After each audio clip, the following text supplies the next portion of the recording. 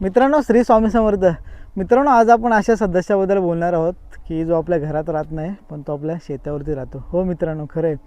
कारण आपण जी झाडं लावले, तुम्ही जर माझे व्हिडिओ बघत असाल तर मी नोकरी करून शेती करतो आणि तुमचंही तसंच असेल आणि तुम्ही नोकरी करून शेती जर करत असाल तर आपण अशा सदस्यांबद्दल बोलणार आहोत की ते इनडायरेक्टली आपला जीव त्यांच्यामध्ये अडकलेला असतो आणि इनडायरेक्टली म्हणजे नकळत ते आपल्या जोडीला, आपल्या मनामध्ये, आपल्या डोक्यामध्ये सतत त्यांच्याबद्दल आपण विचार करत असतो. तर ती आहेत आपली झाडं.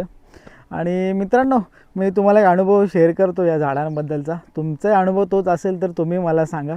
आता मी मागच्या 2024 मार्चमध्ये मी या झाडांची लागवड केली होती. तर लागवड केल्यापासून तर आजच्या दिवसांपर्यंत म्हणजे आता 22 महिने होत आले आहेत माझ्या बागेला. तर तिथून मित्रांनो, हे जे सदस्य आहेत ना, हे एक घट्ट नातं बनलं गेलेलं प्रत्येक झाडाबरोबर.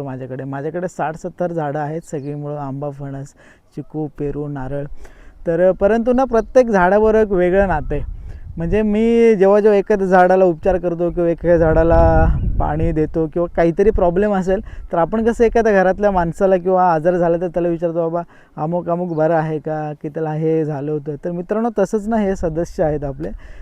3 नंबरच्या लाईनीमधलं 4 नंबरचं आंब्याचं झाड किंवा फणसाच्या लाईनीमधलं 2 नंबरचं आंब्याचं झाड, मोठा आंबा, छोटा आंबा, त्याला उपचार केला होता तो आहे कसा. किंवा आपण जर कामावर असतो किंवा आपण बाहेर कुठे असतो तर आपल्या डोक्यामध्ये ना त्याचेच विचार असतात की तो इनडायरेक्टली म्हणजे त्याची तब्येत कशी असेल, कशी आहे, असंच आपण विचार करू शकतो.